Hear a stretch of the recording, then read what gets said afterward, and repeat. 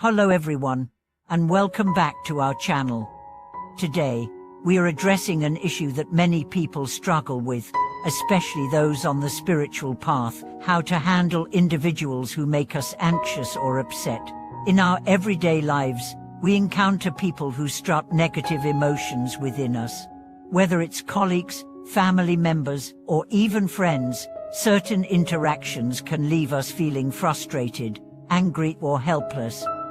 As practitioners of Buddhism, how should we respond to these challenging situations? Can Buddhist wisdom guide us in these moments of tension? Let's explore this question in depth today as we look at how Buddhist teachings can help us manage our emotions and keep our peace when interacting with difficult individuals. The Buddha taught that life is full of suffering, and much of this suffering arises from our attachment to our desires and expectations. When people behave in ways that don't align with our expectations, it's easy to get upset. However, the key to peace and happiness lies not in changing others but in changing our own mindset. Buddhist teachings offer profound insights into how we can approach such situations with calmness, compassion, and wisdom. First, it's important to understand the Buddhist concept of compassionate vision. This means realizing that everyone, no matter how they act on the outside, is suffering in some way on the inside. People may act in ways that frustrate us because they are struggling with their own inner turmoil. If we can cultivate compassion and see beyond the surface behavior, we are less likely to be disturbed by their actions. Instead of getting angry or upset, we can view their actions with understanding, remembering that they too are on a journey of overcoming their own suffering.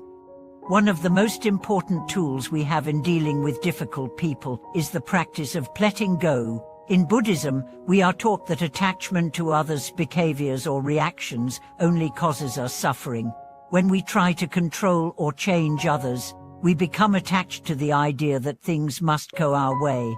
However, this attachment only creates conflict and emotional distress. By practicing letting go, not forcing others to meet our expectations, we free ourselves from the cycle of frustration.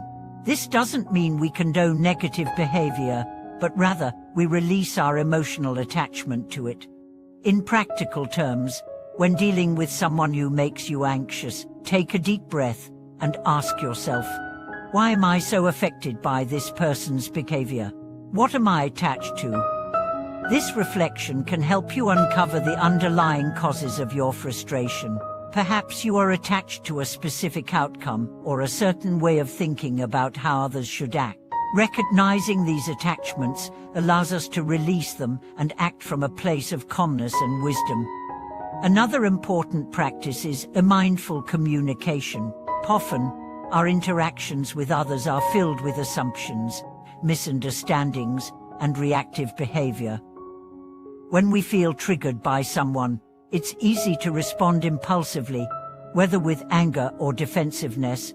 However, Buddhism teaches us to pause and reflect before reacting. By cultivating mindfulness, we can choose to respond with patience, empathy, and clarity. This doesn't mean suppressing our feelings, but rather taking the time to respond thoughtfully, considering both our own feelings and the other person's perspective. Right speech, one of the elements of the Eightfold Path, plays a critical role here. When dealing with someone who is causing us anxiety, it's important to communicate with honesty and compassion. Instead of criticizing or blaming, we can express how their actions make us feel and discuss how to resolve the issue in a peaceful way. Right speech doesn't just avoid lying or harmful language, it also involves speaking with the intention of bringing about understanding, healing, and reconciliation. In Buddhist practice, we also learn to cultivate patience and tolerance. These virtues are essential when facing challenging individuals. Rather than allowing our anger or frustration to consume us, we can practice patience by taking a step back, breathing, and understanding that this moment too shall pass. Every interaction with others is an opportunity to cultivate these qualities, especially when faced with difficult people. Over time, As we practice patience and tolerance, we find that our emotional responses to others begin to change. We stop reacting impulsively and start responding with a calm and clear mind.